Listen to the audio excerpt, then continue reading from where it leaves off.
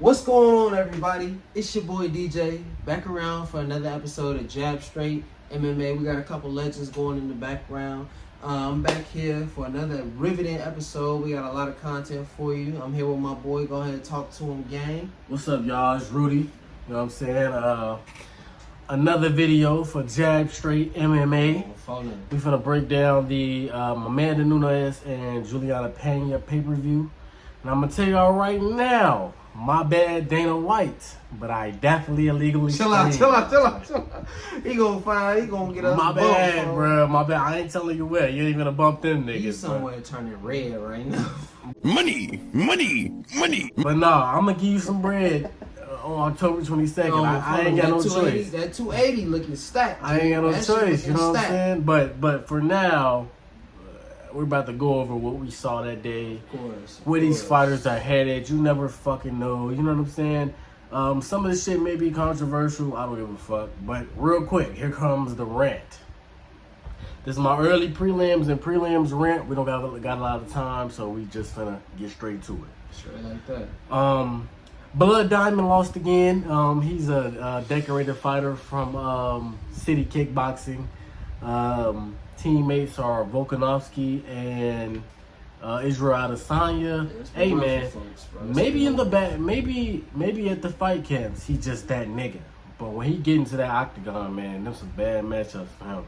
I mean, what is it? 2 losses in a row now. What the fuck? I don't know what to say about that. On the same breath though, Jan had the same experience. Yeah, he had the same experience. That's true. I mean, hey, I want to see him fight. Alright, back to what we were saying. Alright, back. Yeah. He lost 2 straight. I still want to see him fight. I still want to see these skills that are being heavily touted. He had a couple of decent strikes in this fight. But overall, he fucking lost. You know what I'm saying? It is what it is. Next up, Michael Morales. Hey, this guy right here, man. Hey, Shorty is undefeated right now, ain't he? Definitely. Undefeated. And also, the nigga striking is it's pretty good.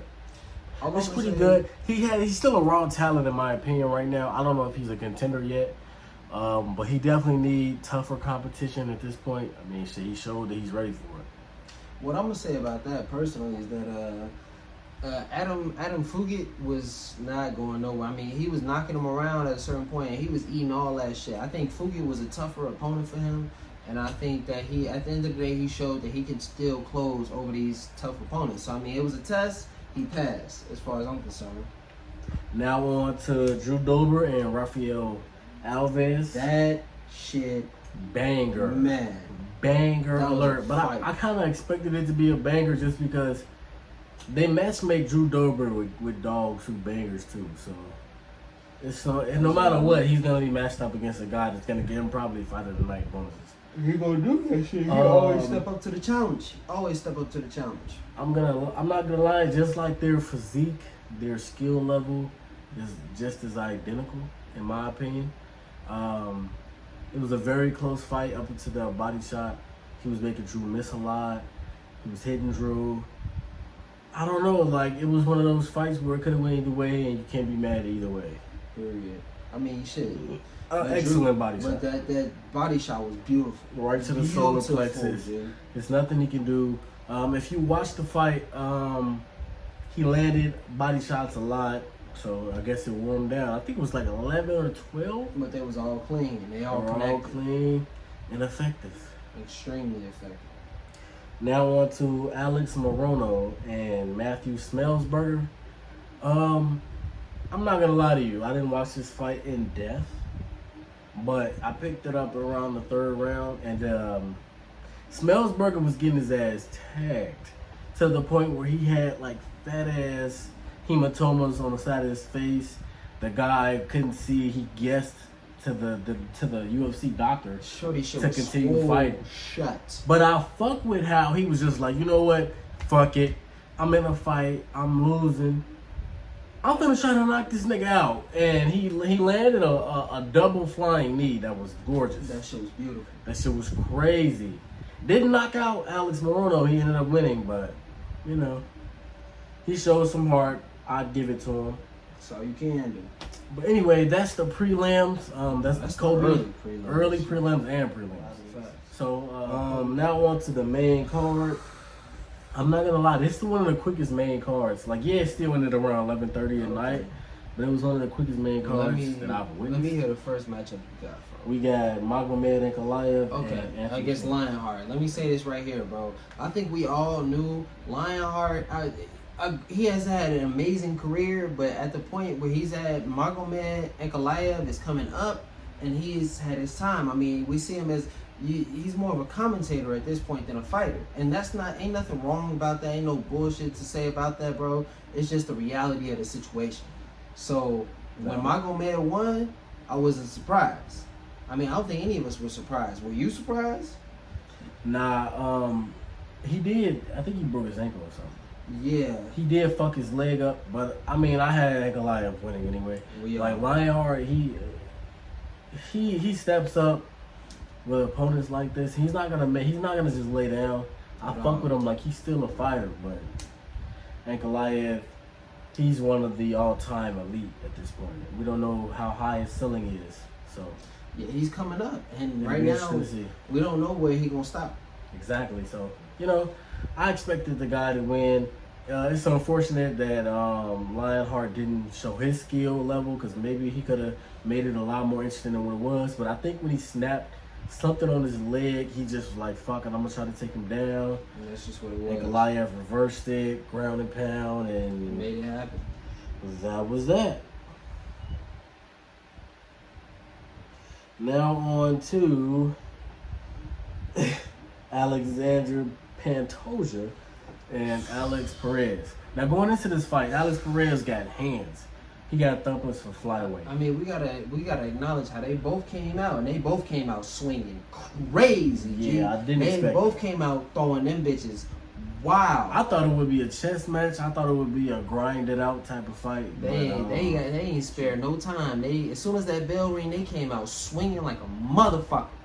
And it's worth mentioning that Pantoja has wins over Brennan Moreno and Kai Kara-France, who also fought later on that card for the UFC flyweight interim belt. Which should be silver. We're going to revisit that. Yeah, it definitely should be silver. What can I say, man? The guy swung into a body lock, tripped him, took his back. Got that neck crank, and that was that. That neck crank was vicious. I mean, it ain't shit Perez could have did about that. He was locked up. I mean, Pantoja had it locked up to a point where it's like there's no slipping out. He's not letting you go. He's gonna crank your neck to the point where if you don't tap, he gonna break your shit. And that's just that. I mean, he can do that. So I mean, hell. Shit, that's valid. You know what I'm saying? All I can say is that's valid. Facts. You can't really contest that. I don't know who Perez should fight next, but he should still be considered the elite of the division. Yeah, bro. And at some point, if Figueiredo or Moreno, whoever the fuck controls the division, if they run out of people to fight, they need to fight that guy. I mean, shit, he's still in it, for sure. Next fight on the card, Derek Lewis and Sergey Pavlovich. Derek got hold. Derek got hold so bad, G. Because look, we can be honest that Pavlovich, he had him on the ropes, and Derek was getting tagged, but Derek was not out of that fight. He was damn sure not done and not out of that fight. Derek Lewis, first off, yes, he's a knockout artist, but at the same time, the nigga got a chin. The only reason that Tai Tuivasa knocked him out so easily is because he hit him with an elbow at a perfect point in the fight. But even before then, they was throwing them bitches. There was a point where Derek was winning that fight. I mean, Derek Lewis has the power to end these fights, and I think that they should have let that keep going. Let me just say that. That's valid. I mean, I share the same thoughts, but Dana White, he came out and was like, Dan Mergliata made a mistake. At the end of the day, dude's still a good referee. For sure. Derek Lewis did take a nose dive onto the canvas. That's respectable, but he wasn't done. He popped right up. He wasn't wobbly. So obviously, I mean, look at the knockdowns of Amanda Nunes on Juliana Peña. Come on. One of those, she fucking, it was comical how she knocked him out. And they didn't call that. So, Definitely did. You know, just something to think about for his next time officiating. Hopefully he don't keep repeating that. Otherwise, he's a good referee in my eyes. You know what I'm saying? And maybe Derek Lewis is not the most technical guy. he probably doesn't even train much. I know he doesn't diet. I mean, So, the nigga just get in there, he be having them you know what I'm heavy saying? fists. If your mindset is the right way and you do the right things in there, I feel like a win over Derrick Lewis is probable. I'm not saying it's going to be easy because he's still the best knockout artist of the UFC. He still got the most. But if you pick your shots and you do things strategically, you're supposed to do what Sergey Pavlovich did. So, all respect to him. Facts. We'll see how that. We'll see what's in store for Derrick in the future. Even though I think he still got some years ahead of him. Yeah, I mean, but I think right now he's doing it for money, which how could I hate on? You can't. I mean, right. shit, if that nigga fight for some bands, I mean, shit, family. I make a fucking band every 2 weeks off my check. Shit. Shit, right. I already know. But anyway, on to the next. Next fight is that the Kara France and Moreno? Yep, Kara flyweight. France and Brandon Moreno. Yep. Flyweight interim belt on the line. I think it was very close in the first 2 rounds. I would say it was a tie, but I think Brandon Moreno, he controlled the fight early on. But in the 3rd round, Kara France started to take over. And you could tell. Mm-hmm. It kind of gave me the vibes it gave me in his fight against Askarov. Askarov was a heavy favorite. A lot of real MMA junkies had him winning because of his dominant wrestling. And he really surprised you, you know what I'm saying? And after like that 1st or 2nd round, when Kai started to just smile and he had this little devious look on his face, that's the same thing he did to Moreno. And it was just like, oh yeah, he's building right now. Type shit. Like going into the championship rounds, he could be dangerous. And he cut up with a fat ass cut on Moreno. He was fucking him up. But that body shot. It took him out. I mean, it seems like Brandon Moreno responded with a sense of urgency, and that's what got him to win. I mean, he saw a slither of a chance, a little chink in his armor, and that's what he capitalized on with that body shot. And I mean, it won him the fight. I can't argue with that. I can't argue with that at all. But at the end of the day, Kai was doing that shit. I mean, I wouldn't mind seeing him fight again. I don't know about you.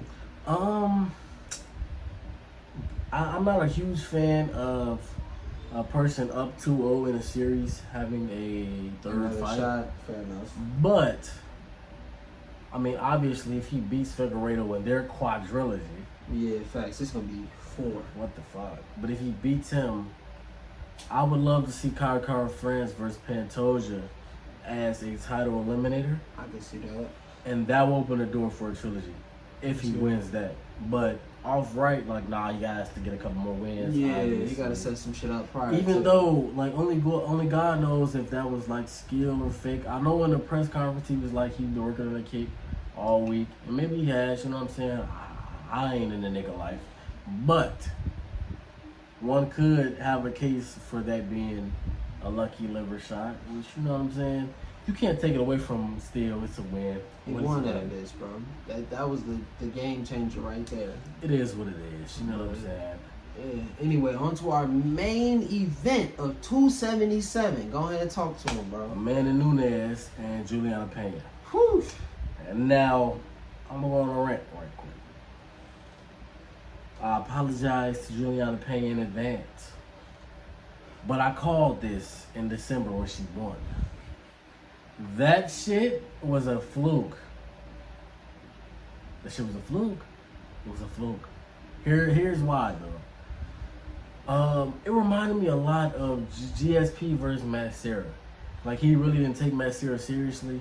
I think Matt Serra had the natural wrestling advantage, but because GSP can do anything at that time in his career, it was like too versatile. Right, it was like that didn't matter either. So GSP really was like in the driver's seat. I feel like he underestimated Matt Serra. But a lot goes into underestimation. I feel like is a direct tie to gassing. Like, think about all the matchups in UFC history where there was a heavy favorite.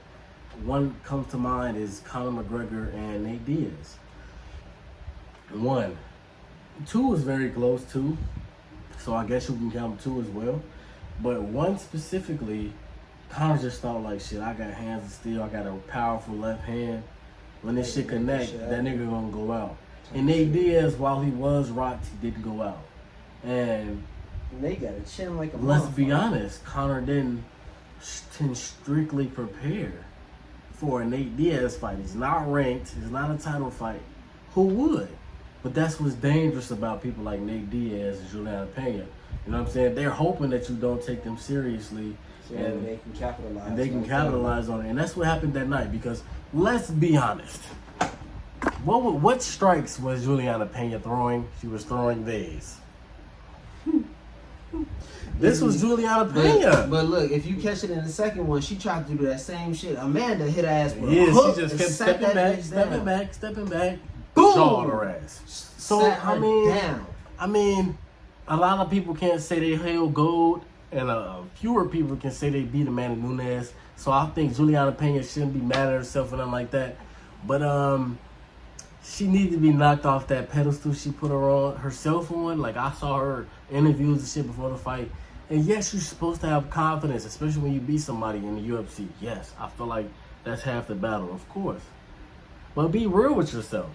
Be real with yourself. Like, there's no way you're beating Amanda Nunes, who hits like a truck. I mean, shit, bro. If we being A honest, truck. And Amanda Nunes said in her post-fight interview, I could have ended it much earlier, but I wanted her ass to suffer. Like, I wanted to teach her a lesson. And that's valid as hell. I mean, shit. Because I was screaming at the TV, like, what the fuck are you doing, Amanda? Finish her. But she seemed reluctant to do so. And I didn't know at the time. Yeah, she was trying to prolong the process. She was trying to beat the fuck out of this She was trying girl. to make a point with that whole And match. that's valid. And that's what separates, I feel like, the greatest of all times to the most elite fighters. You know what I'm saying? Shit. You know? All respect to... Hey, Juliana's still a top contender. I can't be mad at it, man. Because Amanda was fucked up. Because, yeah, Amanda playing with her food, but you still made it a fight. So, I mean, at the end of the day, you can't. You gotta be still a happy. top contender in that You whole touched the weight belt class. at some point, so you always a part of history. Like, I fuck with that. Like, even niggas that never defended their belt, I feel like your name should still hold weight. You was a champion. You got it before. Fuck all the other shit. She was a bro. champion. Fuck all That's that real other shit. But that's all the analysis and breakdown we got of UFC 277. But now on to the future. We have a fight night coming up that's a banger. The Thiago Santos and Jamal Hill fight night, but that's just the main event. You got a couple other things to cover. 08. 0-8, that's what it was.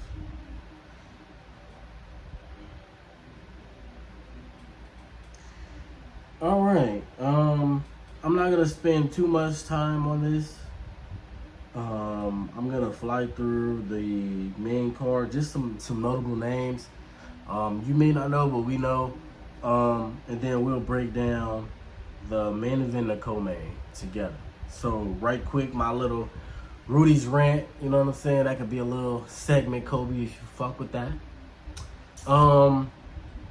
Off rip prelims, Terrence McKinney and Eric Gonzalez. Terrence McKinney is a minus 900 favorite. If you don't remember that name, he just lost to Drew Dober a few months ago. Man, he was beating the fuck out of Drew Dober and and got TKO'd. He definitely liable to take this bitch. Right, shit happens. He's gonna take it personal. I'm pretty sure he's gonna bounce back. Augusto Sakai and Sergey Spivak is gonna be a banger. Don't sleep on Augusto Sakai. I think he's still gonna lose, no doubt about it. But don't sleep on Augusto Sakai. It's gonna be a good fight. I'm telling you. Mohammed Usman. Brother I think he's of the brother. Kamaru Usman. Right. I think that's the case. I don't know much about the guy. He's a plus 220 favorite. So if underdog, my apologies. So if you're a betting man and you fuck with the Usmans, put your money on. I'm not a betting man when it comes to any Usman. Well, yeah, any Usman. When it comes to fights, I don't bet. Any Usman. Because Kamaru was a heavy favorite and always. this other guy. Kamaru was always a favorite. I mean, we saw what happened to Gilbert Burns, brother. That was not good. Yeah, he carried that nigga out the cage. Anyway, on to the next. Now we're going to break down our analysis and prelude Co-main. to the co-main and the main events. Vicente Luque and Geoff Neal. You want to take this one? No, I mean, shit. Personally, hell, I gotta say, I got Vicente. Similar reach, similar weight, similar height. One's ortho, one's south. And see, that's the thing. I mean, it's gonna be a fight. It's gonna be a hell of a fight. So it seems like one of those fights where you can't be mad whoever comes out on top, because we have big expectations for both fighters, especially since personally I'm just a Vicente Luque fan. I like Vicente fights. I like to see him fight. I like to see him go up against his opponent simply because I know he's got a lot of heart and a lot of weapons in his arsenal. So I think he's gonna come out on top. But at the same time, we've been surprised multiple times before. I mean, it's not unheard of for an underdog, a plus however much underdog, to come out on top. I think Vicente has it, though. What you think? I think it all depends on if Vicente shows up. Fair point. He didn't. I don't know who that guy was that fought Bilal Muhammad. He was not there. Who the fuck is that guy? He was non-existent. Y'all need to blood test, ID work, all that to that nigga. You need to run his name through the database. I have no idea who the fuck that guy That was is. not the Vicente Luque. But if he decides to show up against Geoff Neal, curtains for Geoff Neal. And Geoff Neal, he just reminds me, no offense to him, of a middle of a pack, man. Welterweight is so fucking cutthroat. I can't say he has a high ceiling. We thought Vicente did, but then he didn't show up to Bilal Muhammad fight. So we don't really know with that. But I take Bilal Muhammad. I mean, fuck Bilal Muhammad. All he did was lay on the nigga. Right, I take Vicente Luque in this fight. We'll see. You know what I'm saying? I think it's gonna be a stand-up affair. We'll see. But you know how fights go. It's unpredictable. Right. But anyway, on to the main event. Thiago Santos and Jamal Hill. Let's just address the fact that Jamal Hill has been on a tear. Jamal Hill has been knocking niggas out left and right. I mean, Jamal Hill is this is a bigger challenge though. That when they present someone like Thiago Santos to them, they're giving him a stepping stone that you have to cross this mileage to move forward, because Thiago Santos is not.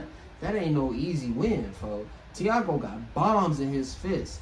And if you get caught with one of them bitches, you gonna feel it. Outside of the fact that he got a chin like a motherfucker. I mean, what you think? I think it's a pick'em fight. ESPN has Jamal Hill on -310 favorite. And I mean, honestly, it's not that bad. You know what I'm saying? Like, I wouldn't change it much. But it all depends on Thiago Santos. That's also true. He had the power to be top 4 in like heavyweight for his whole career. He has that power. It all depends on if he can find his openings, if he shows up. Exactly. You know what I'm saying? Like, ever since the Jones fight, he found himself in chess matches and matches where he didn't show his full tool. And that might be, we don't know what's going on with a fighter when they step in there. You know what I'm saying? For sure. It could be injuries. You know what I'm saying? A bad day. Who fucking knows? But I think Jamal Hill is not as technical as the guys he's been facing, but still dangerous. And he needs to, if Jamal Hill forces a brawl, he needs to oblige. Thiago Santos needs to oblige. And he needs to swing and bang. I mean, we're gonna see how it goes. Because I mean, honestly, I don't have a horse in the race. I'm a fan of both. For sure. But I think if Thiago go in there and try to swing and bang with Jamal, he gonna lose. Right, but I also think because of Thiago's power, Jamal Hill is going to be more respectful of it, and I also think Thiago Santos is going to be more respectful of Jamal Hill's recent run. Like, he knocked out a guy who we all knew didn't have a chin, but he's still on a great run. Still on a tear, man. You know what I'm saying? So I think Thiago Santos, there's going to be an extra thing he has to think about as well. For sure. Like, if you think about it, hype makes fights, just like matchups makes fights. If a guy got a lot of hype behind him, man, it's going to be tough to not take him out, because hype builds character, builds confidence.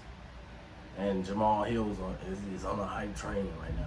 Definitely riding the wave. So It's going crazy too. It's gonna be interesting to watch. I'm definitely gonna be tuning in. I don't know about you guys. For sure. And at some point next week, we'll give you guys analysis of that fight as well. One more thing to look forward to is Marlon Vera, Cheeto Cheeto show. versus Dominic Cruz. I'm excited for that one. I'm definitely excited for that one. My boy Dominic. They should both be minus 110, in my opinion. I can see that. Cheeto is more vicious, but Dominic Cruz make a nigga mess. Dominic he's so slippery. He's a Tags, slippery man. Like motherfucker. that fight against Pedro was inspiring, man. Like, I don't. We'll give our in-depth analysis at a later date. But that is all for Jab Straight MMA. We appreciate you guys It's for good to tuning see in. y'all, man. It's we hope to see y'all in the future. We're gonna have more content coming from y'all, coming for y'all. And shit, drink your water, and we'll see you soon, man.